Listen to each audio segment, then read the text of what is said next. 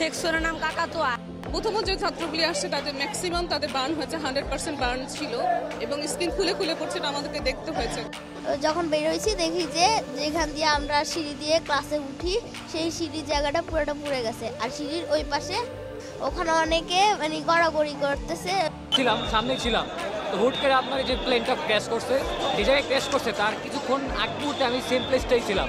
10 মিনিটের মুহূর্তের ব্যবধানে আমি জায়গা থেকে ক্যান্টিন, হ্যাঁ ক্যান্টিন না হোস্টেল, মানে কলেজ হোস্টেল ছিল একটা, হায়দ্রাবাদ হোস্টেল। এখানে ম্যাক্সিমাম কারা ছিল?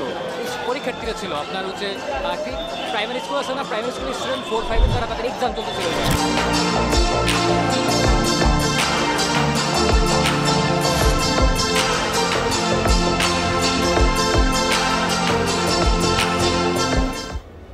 বলার কোনো ভাষা নেই,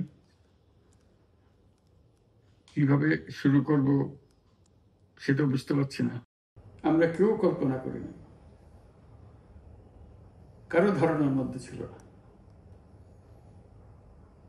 কিন্তু এই অবিশ্বাস্য জিনিস আমাদেরকে হঠাৎ করে গ্রহণ করতে হয়েছে। প্রশিক্ষণ বিমান বিধ্বস্ত হয়ে এই কচি শিশুদের উপরে ঝাঁপিয়ে পড়ল,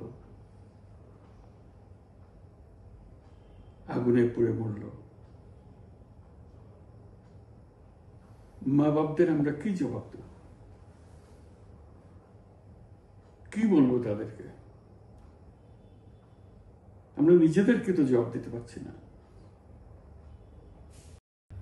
আমরা বাবা মা আত্মীয় স্বজন সবার কাছে আমাদের সহানুভূতি জানাচ্ছি। বাংলাদেশের যত সন্তান আছে সবাই আপনাদের সন্তান। আমরা নিজেদের মনকে সান্ত্বনা দেওয়ার চেষ্টা করুন। আমরা সবাই নিজেদের মনে সান্ত্বনা দিচ্ছি, কিন্তু আপনাদের সান্ত্বনা বিরাট ব্যাপার।